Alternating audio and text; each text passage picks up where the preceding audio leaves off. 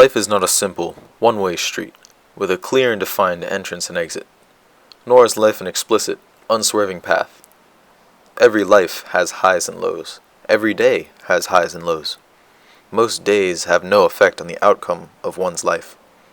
But on some days, people need to quit being a little bitch and move on with their lives.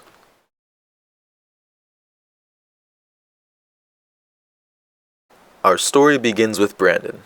He is basically your average, everyday guy.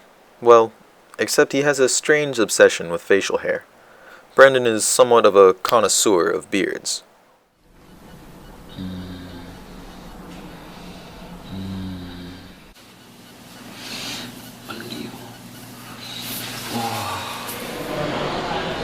Brandon recently noticed a fine beard on the young and innocent Benedict.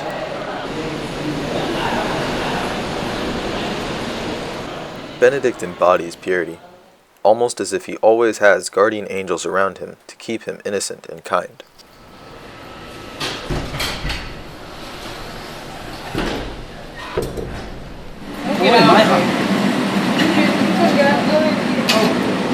Sorry, it's the last one. You want it?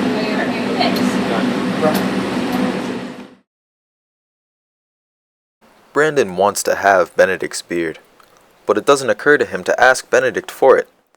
So Brandon is going to steal it.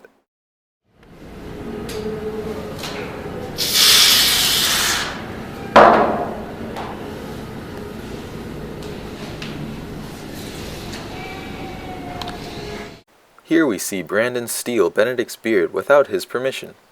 When Benedict realizes what happened, he erupts in fury. What the?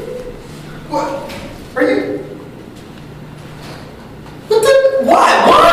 What? Did you do this? Why would you even? I did nothing. In the midst of a rage-induced emotional hurricane, Benedict's good friend Clarence comes in attempting to reason with him. Wait, Benedict! But since the last, frail beauty must decay, curled or uncurled since locks turned to gray.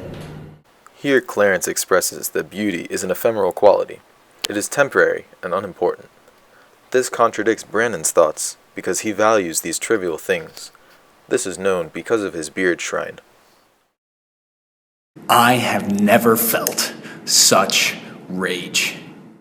Benedict claiming that he has never felt such rage as when a guy shaves off part of his beard is so hyperbolic it's laughable. As if nothing bad has ever happened to him in his entire life, this is the most rage he has ever felt? This is how Benedict perceived the interaction. What the hell? What are you doing?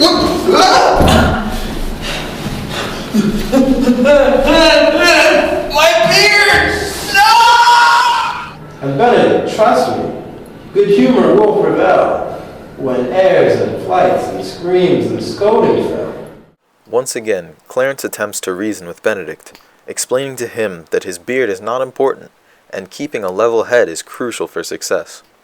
Clarence asserts that people can be more than typical, trite things, such as beards. On another note, the original 18th century poem by Alexander Pope was meant to be read in a coffeehouse. According to Markman Ellis, in coffeehouse culture, literature was highly regarded, but wit represented the highest of literary skill. Not just mere puns, wits were noted for their ingeniousness and inventiveness with language. Pope couldn't just merely say that both Brandon and Benedict were acting childish. He had to create a story in which both characters were given the ability to change and grow, but they chose not to. Huh, everybody's a critic. Again, Clarence tries to remedy the situation. Charms may strike sight, but merit wins the soul. Here, Clarence denotes that physical appearance in general is meaningless regarding love and friendship, because one's personality determines true companionship and wins the soul. Both Brandon and Benedict don't seem to care about what Clarence said. Brandon soon remembers the root of his frustration, as does Benedict. Quickly a battle begins. Now this battle is not deadly combat, but a battle of body language, consisting of sharp stares and harsh facial expressions.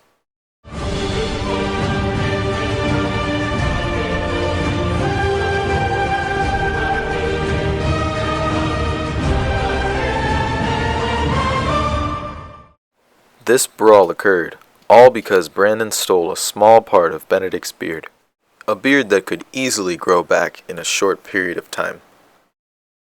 According to Tita Chico, Benedict's beard is simultaneously an aesthetic, epistemological, and ideological category that can never be extricated from the material conditions that gave rise to it. This means that Benedict's beard is more than facial hair. It represents him and his purity. Brandon cannot remove Benedict's identity by stealing part of his beard, because Benedict is more than his beard. Brandon should not have stolen Benedict's beard without permission, and Benedict did overreact, but neither character accepted their mistake.